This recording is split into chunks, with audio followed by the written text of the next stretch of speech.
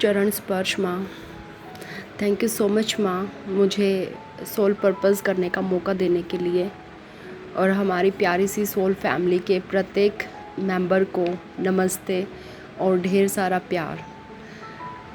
मैं अपना ये सोल पर्पस करने के लिए काफ़ी डिले हो गई हूँ। माँ से मेरी 21 जुलाई को बात हुई थी। तब हमारी बात हुई थी कि मैंने अपना एक्सपीरियंस शेयर करना है, लेकिन किसी न किसी कारण से मैं कर ही नहीं पा रही थी। आज भी मेरे गले में बहुत दिक्कत है, फिर भी मैं कोशिश कर रही हूँ कि मैं अपनी बात कह सकूँ।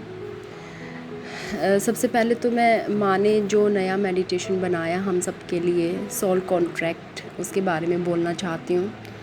वैसे तो माँ का हर एक वीडियो और मेडिटेशन सब बहुत ही अच्छे हैं हमारी ग्रोथ के लिए। हर मेडिटेशन एक से बढ़ के एक है और मैंने आज तक माँ के सारे मेडिटेशन लिए हैं और बहुत ही अच्छे तरीके से मैंने उन सबको किया है। मैं इस जर्नी में 2019 से हूँ और माँ से मैं 2020 से जुड़ी हुई हूँ। उनका हर वीडियो मैंने बहुत ध्यान से देखा है, हर मेडिटेशन मैंने उनका लिया है। तो ये जो सोल कॉन्ट्रैक्ट है मेडिटेशन है, मेरी फैमिली में मेरी मम्मी को छोड़ के सभी मेरे कार्मिक हैं।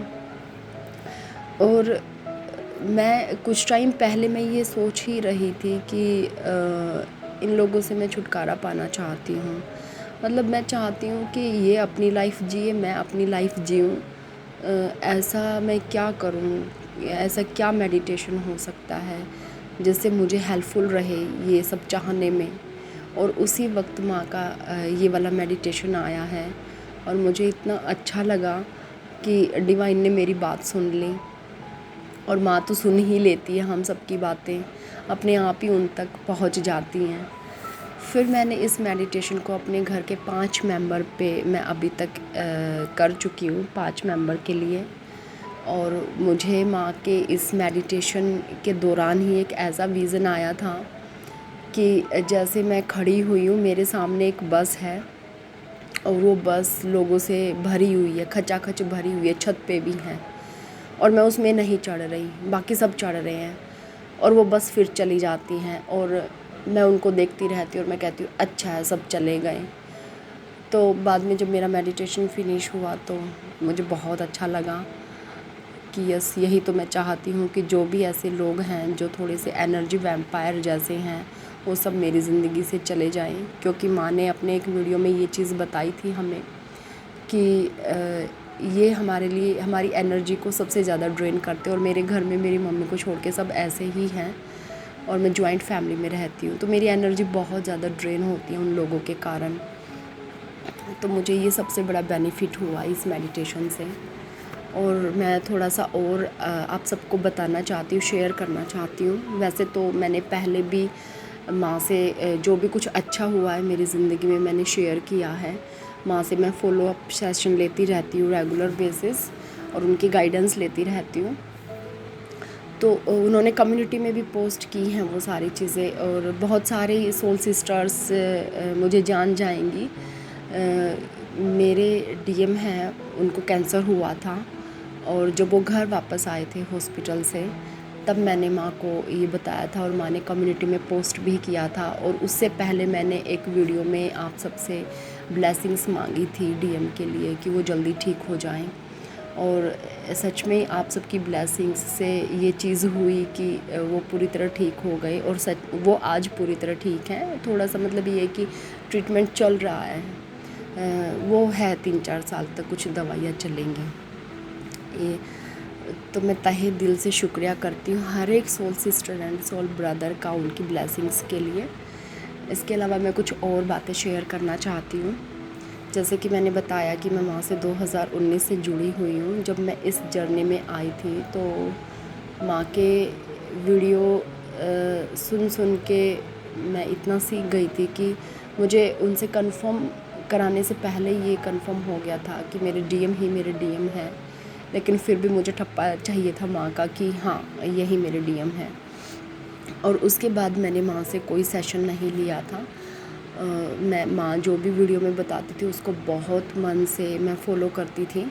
फिर जब मेरे डीएम को कैंसर हुआ तो उस टाइम बहुत मुझे बुरा लगा था और मैं बिल्कुल टूट सा गई थी कि ये क्या हो गया। ऐसा मुझे लगता भी नहीं था कि वो कभी ठीक हो पाएंगे। लेकिन जब मैंने माँ से बात की, उन्होंने मुझे बहुत चीज़ें समझाई और ये भी कहा कि मुझे कैसे हाई वाइब्रेशन में रहना, ये उन्होंने मुझे बताया। और उस वक्त मैंने आप सबसे ब्लेसिंग्स मांगी थी उनके लिए, और डिवाइन की कृपा से, आप सबकी ब्लेसिंग से, माँ की गाइडेंस से सब कुछ ठीक हो गया। और मैं आपको कुछ और बताना चाहती हूँ। एक माँ का मेडिटेशन आया था, सप्रेस्ड इमोशंस, वो भी मैंने बहुत किया है। और वो जब मैंने किया, मैंने 2 महीने सारा उसको लगातार किया है। मतलब 21 दिन का साइकिल, फिर 21 दिन का साइकिल, अपने अलग अलग इश्यूज़ के लिए। और जब मैं पहले दिन उस मेडिटेशन को करने बैठी थी तो मुझे ये भी नहीं पता था कि मैं अपने कौन से इशू हील करूं। और मैंने मेडिटेशन स्टार्ट करने से पहले माँ को, डिवाइन को ये पूछा कि मुझे नहीं पता कि मैं क्या कौन सा इशू अपना हील करूं, आप ही मुझे बताना। और जैसे ही वो पॉइंट आया जहाँ पर माँ कुछ इश्यूज़ का नाम लेती है तो मुझे तुरंत पता चल गया कि मुझे क्या हील करना है। उसके बाद मेरे साथ ऐसा हुआ कि मुझे अपना ऑरा दिखना शुरू हो गया। पहले मुझे अपना ऑरा ऐसे सामने से नहीं दिखता था, जैसे अगर मैं अपना हाथ सामने करूं मुझे मिरर में दिखता था। और इतने टाइम की साधना के बाद अब मुझे अपना ऑरा, मैं नॉर्मली काम करती हूँ तो भी मुझे नज़र आता, मैं एक्सरसाइज़ करती हूँ तो भी मुझे नज़र आता। और मेरा जो ऑरा है वो एक्सपेंड हो गया है। पहले कुछ सेंटीमीटर का था जब स्टार्टिंग में ये चीज़ मेरे साथ हुई, अब कुछ इंच का हो गया है। ये एक बहुत अच्छी चीज़ हुई, एकदम क्रिस्टल वाइट। और वो जो एक फीलिंग होती है ना ऑरा दिखने की, वो बहुत ही अमेजिंग होती है। इसके अलावा मेरे कुछ कर्मा सरफेस पे आने, गंदे वाले कर्मा सरफेस पे आने शुरू हो गए थे। सबसे पहले तो मेरा एक बहुत बड़ा कर्मा लास्ट ईयर नवंबर के लास्ट वीक में मेरे साथ ऑनलाइन फ्रॉड हो गया। बहुत अलर्ट रहने के बाद भी मेरे साथ ऐसा हुआ और मेरे करीब 1,90,000 रुपये का लॉस मुझे हुआ। मुझे कोई उम्मीद नहीं थी कि वो वापस मिलेंगे, मुझे ये भी नहीं पता था कि मैं क्या करूं। फिर भी मैंने उस वक्त हर वक्त मैं माँ को, डिवाइन को, मेरे गार्डियन एंजल्स, सबको मैं बहुत मतलब गाइडेंस मांगती थी। और उनकी कृपा से, ब्लेसिंग्स से विदिन 15 डेज़ मुझे मेरे 1,80,000 रुपये करीब मिल गए वापस। और जिस वक्त मेरे साथ ये फ्रॉड हुआ था मैं बहुत टूटा हुआ फील कर रही थी। और मैंने ये सोचा था कि हो सकता है जिस किसी ने भी मेरे साथ फ्रॉड किया है उसके साथ मेरा कोई कर्मा रहा होगा, वो पे करना होगा। इस तरीके से मैंने इन चीज़ों को ऐसे लिया और मैंने फिर लेट गो कर दिया इस बात को। हालांकि उस टाइम मुझे तकलीफ़ बहुत हुई इन चीज़ों को फेस करने में। और जो भी एफआईआर जैसी चीज़ें करनी होती है सब की, अकेले सब हैंडल किया। ये सब कुछ माँ की कृपा से और डिवाइन की कृपा से ही मेरे लिए पॉसिबल हो पाया कि मैंने अकेले उसको फेस किया। मैंने किसी को भी नहीं बताया था, अपनी मम्मी को छोड़ के।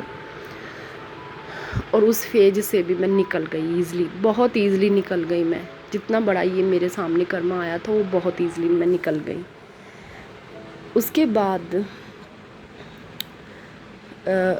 फरवरी में, इसी साल फरवरी में मैं 9 साल से मैं जॉब में हूँ और 9 साल से मैं अपने घर से बाहर रह रही थी, करीब 100 से 150 किलोमीटर दूर। और शुरू से ही मैं ये चाहती थी कि मेरे घर में मुझे पोस्टिंग मिल जाए होम टाउन में। और मैंने एक एग्ज़ाम दिया, उस टाइम भी मैंने ऐसे सोल लेवल पे माँ से, डिवाइन से ब्लेसिंग्स मांगी कि ऐसे मेरा एग्ज़ाम क्लियर हो जाए ताकि मेरी ट्रांसफ़र मेरे मनचाहे स्टेशन पर हो जाए। और वही हुआ। मैंने शायद 10 फरवरी को माँ से बात की थी और 11 फरवरी को मेरा एग्ज़ाम का रिज़ल्ट आ गया था। बहुत अच्छे मार्क्स मुझे मिले थे और उसके 4 दिन के बाद ट्रांसफ़र की न्यूज़ मुझे मिली थी। तब मतलब कई बार मेरे साथ ऐसा हुआ है कि माँ से बात करने के बाद कुछ पॉजिटिव हुआ है और मैं हर छोटी छोटी चीज़ पे माँ से गाइडेंस लेती रहती हूँ। ये बहुत अच्छी चीज़ मेरे साथ हुई थी। और इसके बाद मेरा एक बहुत ही बड़ा कर्मा मेरे सामने आया। मैं अपनी माँ से बहुत प्यार करती हूँ। मेरे घर में मेरी मम्मी के अलावा कोई भी ऐसा इंसान नहीं है जिसके साथ मैं कनेक्टेड हूँ। और इसी 1 जुलाई को मेरी मम्मी का एक्सीडेंट हो गया। सडन सब कुछ हुआ। उन लोगों की कोई प्लानिंग नहीं थी कहीं जाने की, अपने आप से सब कुछ हुआ। और जब मुझे पता चला तो मेरी मम्मी को हेड इंजरी हुई थी। जब डॉक्टर ने सीटी स्कैन करने के लिए कहा तो हमें बाहर भेज दिया, और मैं बाहर बैठे बैठे बहुत बहुत ज़्यादा रो रही थी। और मुझे ऐसा लगता भी नहीं था कि मैं इतना रो सकती हूँ। और उस वक्त मैं डिवाइन से बातें कर रही थी, और मैंने डिवाइन को उस वक्त भी ये कहा कि आप जो मेरे लिए करेंगे वो सिर्फ मेरे लिए नहीं, सबके लिए बेस्ट होगा। और आपका जो भी डिसीज़न होगा मेरी मम्मी की हेल्थ को लेके, चाहे वो बच जाए, ठीक हो जाए, चाहे वो ना बचे, वो भी मतलब आपकी इच्छा अनुसार हो। मैंने उनसे बिल्कुल ये नहीं कहा कि मेरी मम्मी ठीक हो जाए। मैंने ये कहा कि आप जो मुझे देंगे वो मुझे स्वीकार है, चाहे वो कितना ही हार्ट ब्रोकन हो, चाहे मुझे कितनी तकलीफ़ हो, आप जो देंगे मैं स्वीकार करूँगी। और जिस वक्त मेरी मामा सीटी स्कैन के लिए अंदर थी और मैं बाहर बैठी थी, मुझे इतने सारे फेदर्स हर साइज़ के, तो मैं डिवाइन को थैंक यू भी बोल रही थी कि हाँ, मैं जानती हूँ कि मैं सही ट्रैक पे हूँ और आप भी मेरे साथ हो। लेकिन मुझे बहुत तकलीफ़ तो हो रही है जो भी चल रहा है अभी मेरी मम्मी के साथ, लेकिन आप जो दोगे वो मुझे स्वीकार है। उसी दिन फिर मैंने टाइम निकाल के अब माँ से बात की। उन्होंने मुझे बहुत गाइडेंस दी, और मेरी मम्मी को बहुत मतलब इंजरी हुई थी, उनको ब्रेन में फ्रैक्चर हो गया था। और जिस वक्त हॉस्पिटल में वो पहुंची हैं उस वक्त लग नहीं रहा था कि वो बच पाएंगी, लेकिन वो 6 दिन में ही ठीक होके घर पे आ गई। ये मेरे लिए ये मिरेकल जैसा था, क्योंकि जो हालत मेरी मम्मी की थी उसमें कोई ऐसी उम्मीद नहीं थी कि वो इतना जल्दी ठीक हो जाएंगी। ऐसा लग रहा था जैसे वो महीना भर हॉस्पिटल में रहेंगी, लेकिन रिकवरी इतनी जल्दी हुई, बहुत जल्दी। और उस वक्त मैंने डिवाइन से ये प्रेयर किया था कि अब आपको, जब तक मेरी मम्मी पूरी ठीक नहीं हो जाती, आपको मेरी मम्मी का रोल प्ले करना है मेरी लाइफ में। और हर वक्त मुझे डिवाइन का साथ मुझे फ़ील होता है। और मैं अपनी इन सारी जो मैंने सीखा है इस जर्नी में, मैं आप सबको ये कहना चाहती हूँ कि एक तो हमारी माँ है, वो अपने आप में डिवाइन है। मेरे लिए वो इस दुनिया में डिवाइन है। और उनका एक एक मेडिटेशन बहुत ही मिराकुलस है, हर किसी को लेना चाहिए। ऐसा नहीं है कि मैं प्रमोट कर रही हूँ इन चीज़ों को, मैं खुद इतने लंबे टाइम से माँ से जुड़ी हुई हूँ, उनसे सेशन लेती रहती हूँ। और वो मैंने माँ से पहले भी कुछ एक दो चैनल ऐसे सुने ट्विन फ्लेम के, लेकिन माँ ने मुझे डे 1 से मेरी आत्मा को छू लिया था। और मैं आपको दिल से ये बताना चाहती हूँ कि माँ, जैसे दूसरे चैनल खुले हुए हैं ना, वो सिर्फ कमाना चाहते हैं। माँ के साथ ऐसा कुछ भी नहीं है। मेरी एक फ्रेंड है, बेस्ट फ्रेंड आप कह लीजिए, उसको मैं कहती थी कि ना तुम, मुझे लगता है ट्विन जर्नी में हो। मैं उसको साथ में ये भी कहती थी कि लेकिन मेरी बातों पे विश्वास मत करो, जब तक माँ नहीं तुम्हें ये कह देती कि हाँ तुम ट्विन जर्नी में हो, तब तक नहीं मानना है। लेकिन मुझे ऐसा लगता है तुम हो। तो मेरे कहने पे उसने माँ से सेशन लिया और माँ ने कंफर्म किया कि यस वो ट्विन जर्नी में है। और माँ को उसने बताया था कि मैंने उसको बोला है। माँ ने उसको बिल्कुल भी ये नहीं कहा कि तुम मुझसे सेशन लो या उसको लंबा चौड़ा कुछ ऐसा बताया। उन्होंने मेरा रेफरेंस मेरी फ्रेंड को दिया कि उससे तुम पूछ सकती हो जो भी, जहाँ भी तुम्हें ज़रूरत लगती है।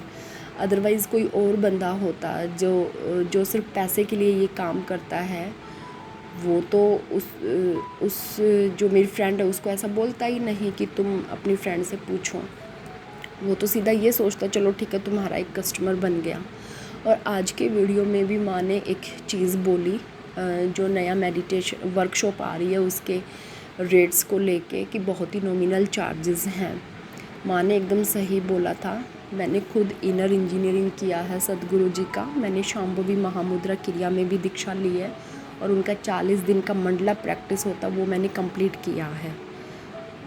और मैं आप सबको अपने एक्सपीरियंस से ये बताना चाहती हूँ कि हम चाहे कोई भी मेडिटेशन करते हो, 7 चक्रा मेडिटेशन हमने नहीं छोड़ना। माँ सही कहती है एकदम कि वो क्लिंजिंग का काम करता है, क्योंकि मैंने जिस वक्त शांभवी महामुद्रा क्रिया की है 40 दिन की प्रैक्टिस, उस दौरान क्योंकि करीब 45 मिनट्स लगती हैं प्रैक्टिस करने में, तो वो सुबह शाम करना होता था। तो उस दौरान मेरे पास इतना टाइम नहीं होता था कि मैं वो भी करूँ और 7 चक्रा मेडिटेशन करूँ, तो मैं सिर्फ शांभवी महामुद्रा क्रिया करती थी। और उस दौरान मतलब अब तक मेरे डीएम के साथ जो मेरा फेज़ रहा है, कभी हम डिस्कनेक्ट नहीं हुए एक दूसरे से। और जितना बुरा टाइम वो मेरा निकला है वो मंडला प्रैक्टिस के दौरान, हम दोनों के बीच कोई कम्युनिकेशन नहीं रहा। इवन जब हमारे बीच ये जो सेपरेशन आया था इस मंडला प्रैक्टिस के दौरान, वो बहुत गंदे वाला सेपरेशन था। एक दूसरे के साथ बहुत ही भला बुरा कह के हम अलग हुए थे और ना उन्होंने मुझे कांटेक्ट किया और मेरे मन में भी नहीं आता था कि मैं उनको कांटेक्ट करूं। मैं ये नहीं कहना चाहती कि उस मेडिटेशन प्रैक्टिस में कोई कमी है। मुझे यही लगता है कि वो हो सकता है मेरी जर्नी के हिसाब से मुझे सूट नहीं किया, लेकिन मैं ये कहना चाहती हूँ कि मैंने खुद किया है। माँ ने आज इसका जिक्र किया था, इसलिए मैं आप लोगों से शेयर करना चाहती हूँ कि काफ़ी कॉस्टली पड़ते हैं दूसरे जब मेडिटेशन करते हैं। और माँ एक चीज़ और बोलती है कि अगर आपको सिर दर्द है तो आपको सिर दर्द की गोली से ही फ़ायदा होगा, ना कि आप किसी और बीमारी की दवाई ले लो। तो 7 चक्रा मेडिटेशन है वो ट्विन सोल के लिए क्लिंजिंग का काम करता है। बाकी अगर हम साधना करते तो उसका कोई ऐसा बेनिफिट नहीं होने वाला। मैंने इनर इंजीनियरिंग शांभवी महामुद्रा क्रिया के अलावा विपश्यना प्रैक्टिस की हुई है। 10 डेज़ का कोर्स मैंने फुल किया हुआ है। लेकिन वही हम ट्विन सोल्स के लिए जो सही रास्ता वही हमें उसी पे हमें चलना चाहिए। और माँ एक एक चीज़ हमें बताती हैं। अब तक मैंने उनके इतने वीडियो देखे हैं, मैं जब से जुड़ी हुई तब से तो मैं देख ही रही हूँ, और उससे भी पुराने वीडियो मैंने माँ के देखे हैं और बहुत बार देखे हैं। एक ही वीडियो को 3-4 बारी देखा है। उनकी कई चीज़ें तो बिल्कुल मेरे दिमाग में बैठी हुई हैं। हर चीज़ पे माँ बता चुकी है जो हमारे लिए ज़रूरी है। तो कि मुझे ऐसा लगता है कि अगर कोई भी न्यू अवेकनिंग्स हैं वो अगर माँ तक पहुँच जाते हैं तो उनको सिर्फ माँ को ही फॉलो करना चाहिए, ना कि इधर उधर भटकना चाहिए। मैंने भी इनर इंजीनियरिंग इसी चक्कर में किया था कि ना मैं कुछ और नया करना चाहती हूँ। नए करने के चक्कर में मेरा 1.5 महीना सारा काफ़ी मतलब ऐसा बीता था, बहुत टेंशन वाला। और मेरे डीएम के साथ जो इशू खड़े हुए वो आज तक नहीं खड़े हुए थे। और जब मेरा ना मंडला प्रैक्टिस का लास्ट डे मेरा 15 जून को था, ये जो 15 जून गया, और उसके बाद मैंने शांभवी महामुद्रा क्रिया को छोड़ के मैं वापस अपने 7 चक्रा मेडिटेशन पे आ गई। और तब से फिर से मेरे डीएम के साथ जो मेरा रिश्ता जितना स्वीट था वो वैसा ही हो गया। और मेरे डीएम बहुत नाइस है, बहुत ज़्यादा। हालांकि वो मैट्रिक्स ट्विन है और उनकी ईगो डेथ होने में तो बहुत ही ज़्यादा टाइम लगा है, बहुत ही ज़्यादा। इतनी आसानी से माँ सही कहती है कि मैट्रिक्स ट्विन की ईगो नहीं ख़त्म होती। मेरे डीएम ने खुद मुझे ये चीज़ें बोली हुई हैं कि ज़िंदगी में सुख दुख तो लगे ही रहते हैं। हालांकि उनको इतनी तकलीफ़ें मिली हैं ज़िंदगी में, मेरे सामने तो मैंने देखा बहुत हद से ज़्यादा तकलीफ़, लेकिन इतनी आसानी से उनका ईगो डेथ नहीं हुआ। और अब भी उनका रहता है, ऐसा नहीं है कि पूरी तरह से उनका ईगो डेथ हो गया हो, अब भी रहता है। वो तो डिवाइन टाइम पे चीज़ें अपने आप हो जाती हैं। और फरवरी में माँ ने मेरे डीएम की लाइफ के बारे में कुछ प्रिडिक्शन किए थे और वो चीज़ें बिल्कुल वैसे ही होती जा रही। फरवरी में उन्होंने किया था और उन्होंने इस पूरे साल का किया था, और चीज़ें बिल्कुल वैसे ही उसी तरह से होती जा रही हैं। और मेरे साथ भी उन्होंने जून में जब मैंने उनसे बात की थी तो उन्होंने कुछ प्रेडिक्शन मेरे लिए भी किए थे और मेरी लाइफ में भी चीज़ें वैसे ही होती जा रही हैं। माँ का एक एक शब्द डिवाइन का शब्द है। आप सब माँ पर आँख बंद करके यकीन करिए। और जैसे कि माँ की वीडियो में ही सुनते हैं कि कुछ सोल सिस्टर हैं जो मेडिटेशन अफोर्ड नहीं कर पाती हैं माँ का।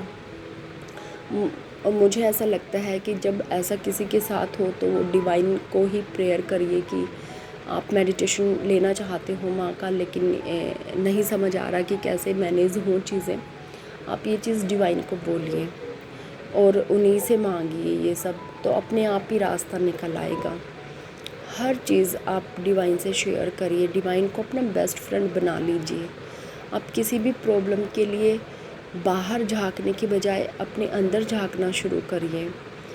और एक और कॉमन इशू माँ अपने वीडियो में कई बार बताती हैं कि कुछ सोल सिस्टर्स हैं जो ये कहती है कि उनकी शादी नहीं हुई है, उनके पेरेंट्स का उन पे दबाव है। ऐसी बातें जो फेस करती हैं सोल सिस्टर, मैं उनको मैसेज देना चाहती हूँ कि मेरे डीएम मैरिड हैं, वो 38 के, मैं 35 की हूँ, मैं अनमैरिड हूँ। और मेरे ऊपर भी बहुत बर्डन आया है शादी का, बहुत ज़्यादा। और ये तो डिवाइन ने हमारे लिए शादी लिखी है नहीं लिखी है वो तो उनके हिसाब से होगा। ऐसा नहीं है कि आपके चाहने से, आपके पेरेंट्स के चाहने से आपकी शादी हो जाएगी। अगर आपकी लाइफ में शादी है ही नहीं तो वो होगी ही नहीं। अगर है और डिले हो रखी है, मान लो 30 के बाद होनी है शादी, तो वो भी हमारे हाथ में नहीं है, वो भी डिवाइन टाइमिंग पे होगा सब कुछ। तो आपको चिंता करने की ज़रूरत नहीं है, चाहे आपके ऊपर पेरेंट्स का या सोसाइटी का कितना भी प्रेशर हो। मेरे ऊपर बहुत प्रेशर रहा है, मेरे पेरेंट्स का, मेरे भाइयों का।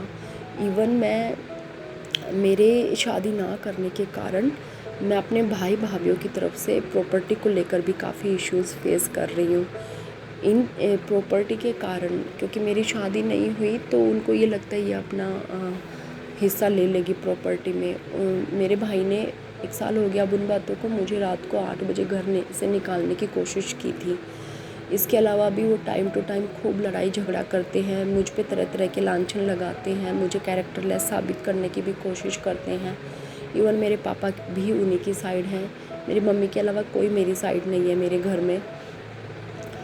लेकिन इन सब के सामने मैं झुकी नहीं बिल्कुल भी, और मैंने खुद को डिवाइन को सरेंडर कर रखा है। जब जो चीज़ें होंगी हो जाएंगी, मुझे परेशान होने की ज़रूरत नहीं है।